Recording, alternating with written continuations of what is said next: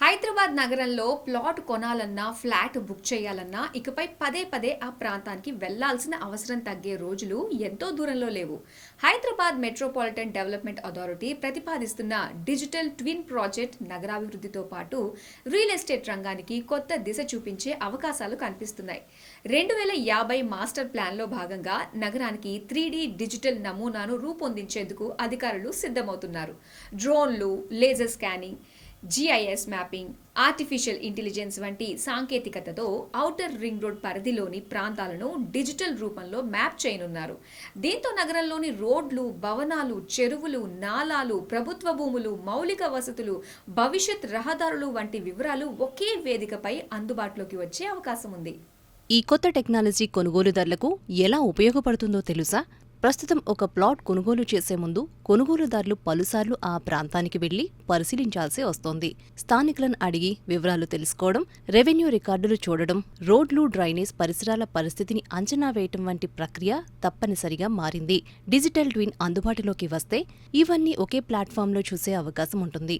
ఉదాహరణకు, కొల్లూరులో ప్లాట్ కొనాలనుకుంటే అక్కడికి వెళ్లకుండానే పరిసర రోడ్లు, సమీపంలోని చెరువు, బఫర్ జోన్, ప్రతిపాదిత రహదారులు, మౌలిక వస్తువులను 3Dలో పరిశీలించవచ్చు. కొంపల్లిలో అపార్ట్మెంట్ కొనుగోలు చేయాలనుకునే వ్యక్తి ట్రాఫిక్ కనెక్టివిటీ, సమీప విద్యా సంస్థలు, ఆస్పత్రులు, భవిష్యత్ రహదారి విస్తరణ వంటి అంశాలను ముందుగానే తెలుసుకోవచ్చు. ఫైనాన్షియల్ డిస్ట్రిక్ట్లో కమర్షియల్ స్థలం కొనాలనుకునే పెట్టుబడిదారు అక్కడ ప్రతిపాదిత ప్రభుత్వ ప్రాజెక్టులు లేదా రవాణా సదుపాయాలపై స్పష్టమైన సమాచారం పొందే అవకాశం ఉంటుంది. ఇటీవలి కాలంలో హైడ్రా చర్యలు, చెరువుల బఫర్ జోన్లు, నాలాల ఆక్రమణల అంశాలు రియల్ ఎస్టేట్ రంగంలో చర్చనీయాంశమయ్యాయి.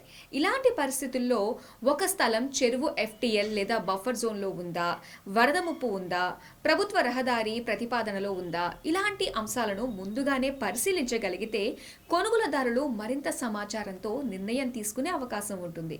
డిజిటల్ ట్విన్ వల్ల కేవలం కొనుగోలుదారులే కాదు, రియల్ ఎస్టేట్ డెవలపర్లు కూడా ప్రయోజనం పొందే అవకాశం ఉంది.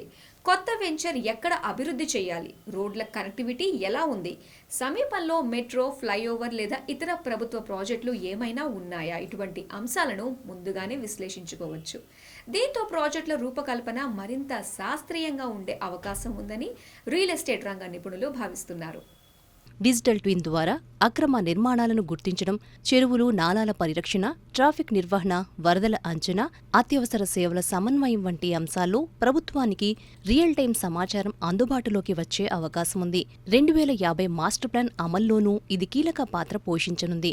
అయితే ఈ వ్యవస్థను ఎంతవరకు ప్రజలకు అందుబాటులోకి తీసుకువస్తారన్నదే ఇప్పుడు కీలక అంశంగా మారింది. కొనుగోలుదారులు, బ్యాంకులు, డెవలపర్లు, పెట్టుబడిదారులు వినియోగించుకునే విధంగా ఓపెన్ డిజిటల్ ప్లాట్ఫామ్గా రూపొందిస్తే హైదరాబాద్ రియల్ ఎస్టేట్ మార్కెట్లో పారదర్శకత మరింత పెరిగే అవకాశముందని నిపుణులు అభిప్రాయపడుతున్నారు. మొత్తంగా చూస్తే డిజిటల్ ట్విన్ నగర ప్రణాళికను మాత్రమే కాకుండా రియల్ ఎస్టేట్ కొనుగోలు విధానాన్ని మార్చే సామర్థ్యమున్న ప్రాజెక్టుగా మారే అవకాశాలు కనిపిస్తున్నాయి.